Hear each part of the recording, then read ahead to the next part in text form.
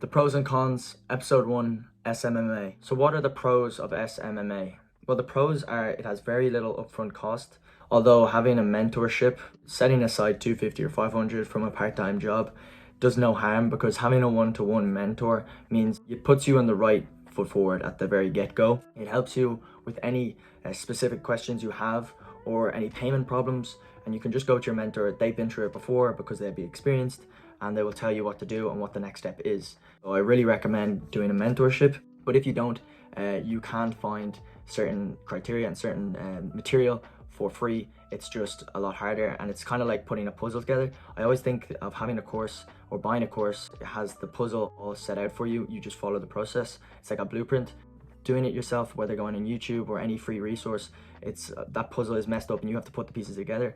I mean, it's more, I suppose, fulfilling when you do have the puzzle together, but it takes more time. For example, Zoom is free.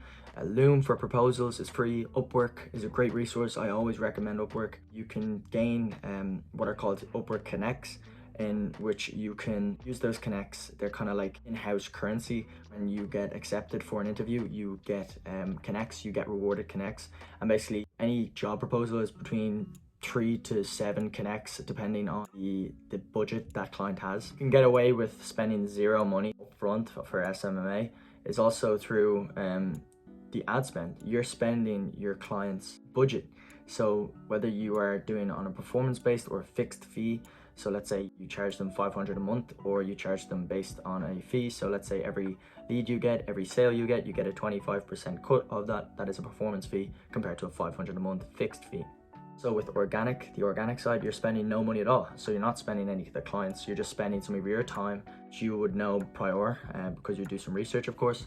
You'd build up a portfolio of clients and then leverage those clients to other clients.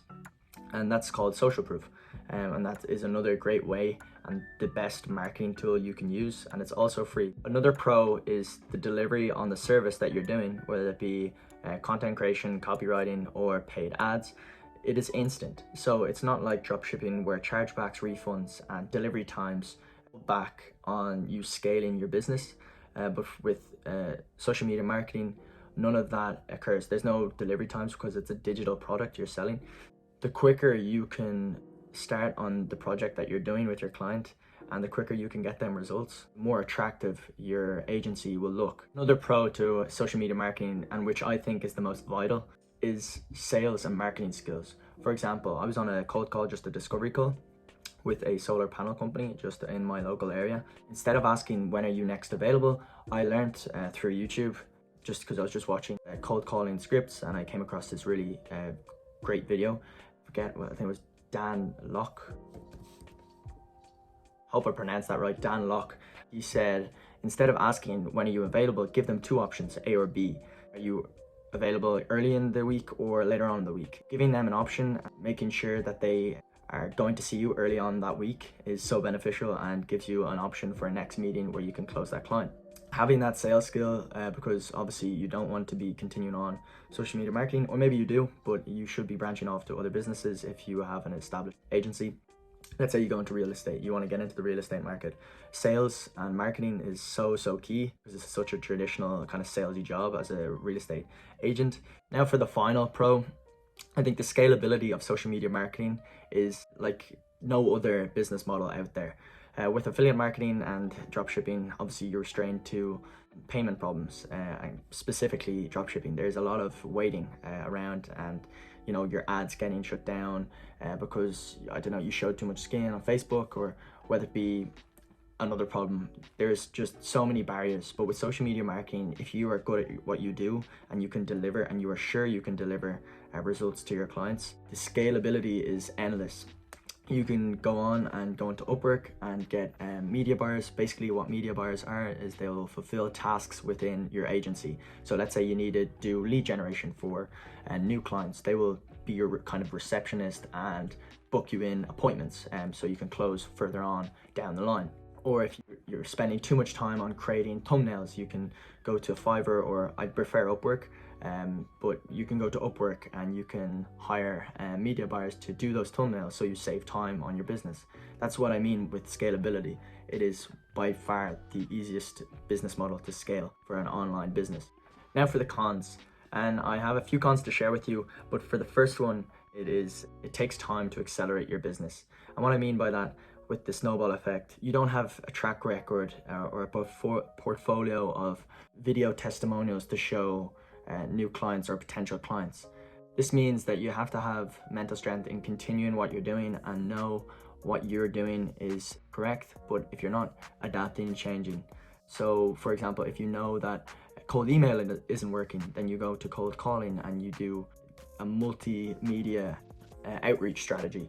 So you go to LinkedIn, you go to email, you go to cold calling, and you do it over a set amount of time. Maybe it's a week, and just targeting a niche. You may be the best at creating TikTok, engaging TikTok ads, or engaging TikTok videos for going on the FYP. You may be a manager, a social media manager who can get your clients video on the For You page constantly and consistently. But that doesn't matter if you don't have a track record. You don't have anything to show your potential clients of what you can do for them. So therefore, it's going to take a few months to get your agency off the ground. Moving on to another con, it's dealing with clients. Essentially, you are going to be the customer complaints department when shit hits the fan, because it will. When you start your SMMA journey early, whether you're a year in, 5 months, or 9 months into your journey, and you don't have solid quality media buyers to be dealing with certain aspects, maybe it's an ad that got restricted on Facebook because they have such narrow guidelines, you just can't go against Zuck. You are essentially the person who has to take the bullets, because things will go south if you're scaling too fast or you're just not good at what you're doing, because there's plenty of agencies out there who just cannot pray what they preach, or preach what they pray. What is it? Preach what you teach, apparently. I thought it was preach what you teach. If you can't preach what you teach, then things are not going to go your way. So you need to be good at what you do. Make sure you know what you're doing. Make mistakes early, but fix them quickly.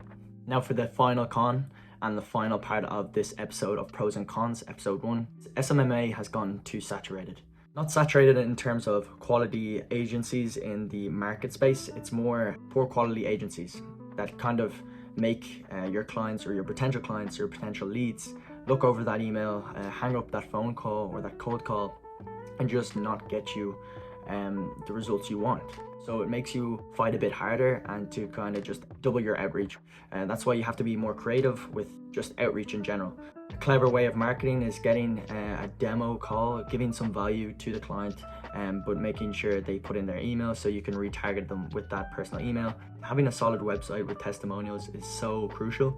And some of these marketers and agencies don't have it, which means there's a kind of a gap there for you to come in and just make your agency a bit more professional looking. Thank you for watching this video of Pros and Cons, episode 1.